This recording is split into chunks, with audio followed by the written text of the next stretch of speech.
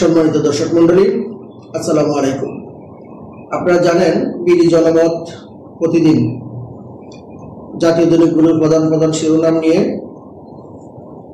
প্রতিদিনের জনমত নামে সংবাদ এবং সংবাদ ভিত্তিক পর্যালোচনামূলক একটি অনুষ্ঠান করে থাকে। তার ধারাবাহিকতায় আজকে আমরা আপনাদের সামনে উপস্থিত হয়েছি। সম্মানিত দর্শক মণ্ডলী, যেহেতু বিডি জনমত 24 এই অঙ্গনে নতুন, তাই দয়া করে আপনারা আমাদের চ্যানেলটিকে সাবস্ক্রাইব করুন, লাইক কমেন্ট দিয়ে আমাদের সঙ্গে থাকুন।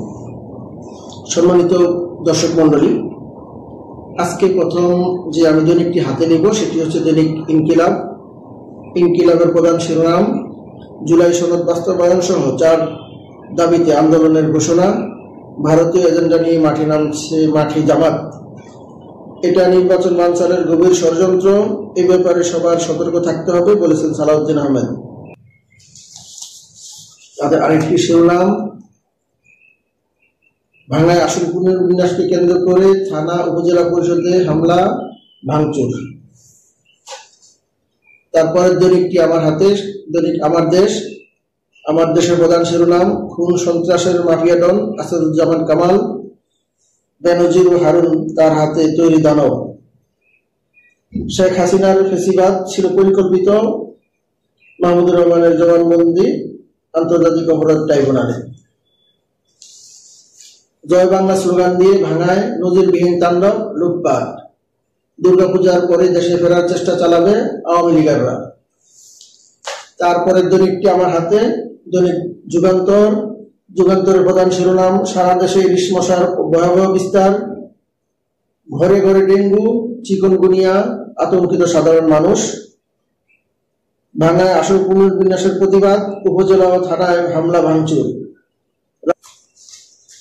তারপরে দৈনিকটি আমার হাতে, দৈনিক প্রথম আলোর প্রধান শিরোনাম আসন পুনর্বিন্যাসের প্রতিবাদ, ভাঙ্গা থানা উপজেলা পরিষদে হামলা, পুলিশের গাড়ি ভাঙচুর, অভিন্ন দাবিতে একযোগে বিক্ষোভে নামছে 7টি দল, আলোচনা অব্যাহত থাকা অবস্থায় কর্মসূচি দেওয়ার সহযোগিতা বলছেন সালাউদ্দিন আহমেদ, বিএনপির স্থায়ী কমিটির সদস্য।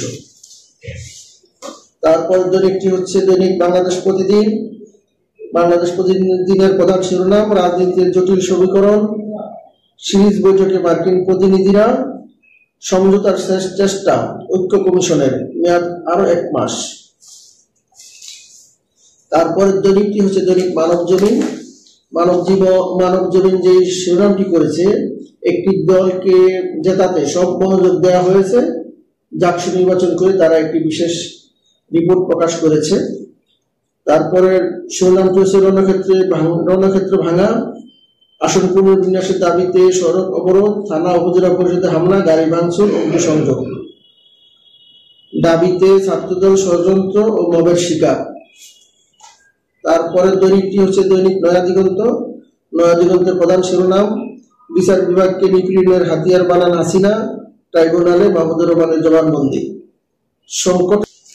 তারপরে দৈনিকটি হচ্ছে দৈনিক সমকালের প্রধান শিরোনাম বিএনপিকে চাপে রাখতে জামাতের যুগপৎ আন্দোলন, 5 দাবিতে আন্দোলনে নামছে 4 দল, জুলাই সনদ বাস্তবায়ন, জাপান নিষিদ্ধের দাবিতে 4 দলের আরো কয়েকটি দল যোগ দিতে পারে, প্রধান উপদেষ্টা বললেন যুক্তরাষ্ট্রের সঙ্গে বাণিজ্য বাড়াতে চায় বাংলাদেশ, ভাঙায়। তারপরে দৈনিকটি হচ্ছে দৈনিক কালবেলার প্রধান শিরোনাম কর্মসূচি নিয়ে বৃহস্পতিবার থেকে মাঠে নামছে 3 দল, ঢাকার ভুয়া ঠিকানা দিয়েছেন সেই মার্কিন নাগরিক, সন্ত্রাস বিরোধী আইনে মামলায় 48 ঘন্টা রিমান্ডে, সেখানে করিমের বিষয়ে বিশেষ প্রতিবেদন প্রকাশ করেছে দৈনিক কালবেলা। সর্বশেষ দৈনিকটি আমার হাতে, দৈনিক ইত্তেফাকের প্রধান শিরোনাম দুপক্ষে মাদক চালানের সমুদ্রপথ এখন নিরাপদ রোড। এই ছিল আজকে আমাদের প্রধান যে জাতীয় দৈনিকগুলোর শিরোনাম। এখান থেকে চলুন আমরা 2টি পত্রিকা থেকে বাছাই করা সংবাদের ভিত্তিতে আমরা আলোচনা করার চেষ্টা করি এবং এর থেকে বোঝার চেষ্টা করি এই যে নিউজের অন্তরালে কি নিউজ বা কি ভিউজ আপনাদের জন্য অপেক্ষা করছে। আমরা খানিকটা আলোকপাত করার চেষ্টা করি। সম্মানিত দর্শক মন্ডলী, দুই একটি নিউজ নিয়ে আমরা পর্যালোচনা করার চেষ্টা করি। আসুন, সমকাল রিপোর্ট করেছে বিএনপিকে চাপে রাখতে জামাতের যুগপৎ আন্দোলন, আর দৈনিক ইনকিলাব রিপোর্ট করেছে ভারতীয় এজেন্ডা নিয়ে মাঠে নামছে জামাত। দুটা জিনিস মিলালে চাপে রাখা এবং ভারতীয় এজেন্ডা, অর্থাৎ ভারতীয় এজেন্ডা নিয়ে বিএনপিকে চাপে রাখতে জামাত, এটা আমার বক্তব্য না, এটা দুইটি জাতীয় দৈনিকের খবরকে যদি আপনি একসাথে মিলান তাহলে এই বক্তব্যটাই আসে। এখানে মিলিয়ে দেখা দরকার যে জামাত 8টি দলকে নিয়ে পিআর বিষয় নিয়ে পিআর পদ্ধতি চালু করা উভয় পক্ষে, এবং জাতীয় পার্টি সহ 14 দলকে নিষিদ্ধ করার দাবিতে তারা এই আন্দোলনটি ঘোষণা দিচ্ছে। এই বিষয়ে যে কোনো রাজনৈতিক দল আন্দোলন সংগ্রাম করবে, এটি গণতান্ত্রিক অধিকার এবং বৈধ পদ্ধতি। কিন্তু বিএনপির স্থায়ী কমিটির সদস্য জনাব সালাউদ্দিন আহমেদ বলেছেন, যখন আলোচনা অব্যাহত আছে সেই সময়ে এই কর্মসূচি দেওয়া এগুলি স্ববিরোধিতা। অবশ্য জামাতের এই স্ববিরোধিতা নতুন কিছু নয়। যদি আমরা মিলিয়ে দেখি যে দেখেন, এই সরকার ফেব্রুয়ারির দ্বিতীয় সপ্তাহে নির্বাচন করার ঘোষণা দিয়েছে, জামাতও সেই বিষয়ে একমত, তারা দ্বিমত করছে বিষয়টা তা না। কিন্তু তারা একদিকে পিআর এর ব্যাপারে নির্বাচন প্রতিরোধ করার ঘোষণা দিচ্ছে, সাথে তারা করেছে, যদিও এনসিপি, এবি পার্টি, গণ অধিকার পরিষদের মতো মধ্যপন্থা দলগুলো ছাড়া কিছু ইসলামিক রাজনৈতিক দলকে সাথে নিয়ে তারা মাঠে নেমেছে, তারা সহ 4টি দল। তো তাদের কর্মসূচির মধ্যে দেখেন একটা চমৎকার স্ববিরোধিতা আছে। সেটা কি? সেটা হচ্ছে যে তারা পিআর ছাড়া নির্বাচনে যাবে না, অথচ প্রায় 300 আসনে তাদের নির্বাচনে যাওয়ার জন্য প্রার্থী ঘোষণা করা। প্রার্থীরা রীতিমতো প্রতি আসনে তারা চষে বেড়াচ্ছে, তারা উঠান বৈঠক করছে, বিভিন্ন কর্মসূচি করছে, আসন কেন্দ্রিক এবং ভোট কেন্দ্র ভিত্তিক তারা কমিটি গঠন করছে। অথচ তার মুখে বলতেছে যে আমরা পিআর পদ্ধতি ছাড়া নির্বাচনে যাব না, ওদের নির্বাচন প্রতিহত করব। এটা কি স্ববিরোধিতা নয়? আরেকটি বিষয় আপনারা দেখেন, সম্মানিত দর্শক মন্ডলী, তারা জাপাকে নিষিদ্ধ করার দাবি তুলেছে। তাদের দাবির সাথে আমরা একমত যে ফেসিবাদের সহযোগী সবার রাজনীতি করার অধিকার সীমিত করা উচিত। তাদের দাবির সাথে একমত হয়েও যদি আমরা বলি যে যাকে তারা সাথে নিয়েছেন শাসনতন্ত্র আন্দোলন, জাপা যেরকম প্রকাশ্যে আওয়ামী লীগের সহযোগী মিত্র, তেমনি গত 17 বছরে শাসনতন্ত্র আন্দোলনের একটি অপ্রকাশ্য মিত্র, অর্থাৎ আওয়ামী লীগের হেন কোন রাজনৈতিক এজেন্ডা নাই যেটা ইসলামিক শাসনতন্ত্র আন্দোলন সহযোগিতা না করেছে, প্রকাশ্যে অপ্রকাশ্যে। তো এমন একজন মিত্রকে নিয়ে আপনি জাপাকে নিষিদ্ধ করার দাবি তোলাটা কি হাস্যকর নয়?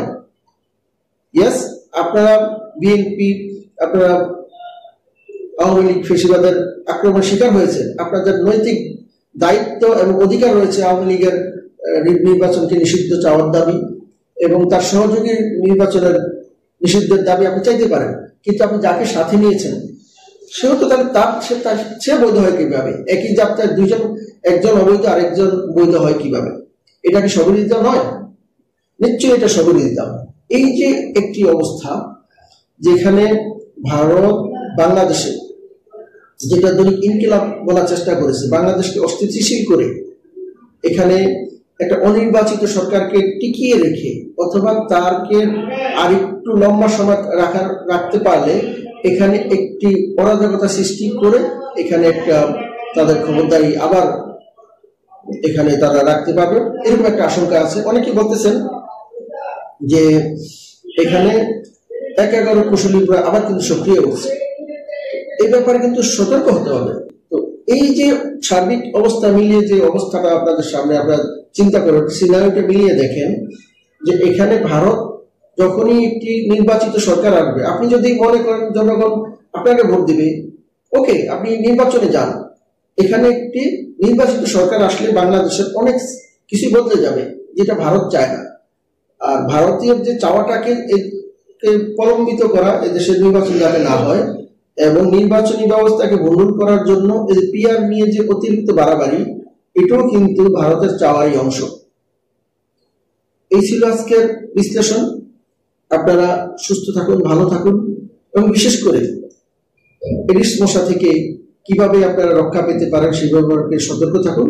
কেননা ঢাকা শহরে 5 জন গতকালকে মারা গিয়েছেন, প্রায় 650 মানুষ আক্রান্ত, হাসপাতালে খুব কঠিন অবস্থার মধ্যে আছে, প্রতিদিন রোগীর সংখ্যা বাড়ছে। অতএব সাবধানে থাকুন, সতর্ক থাকুন।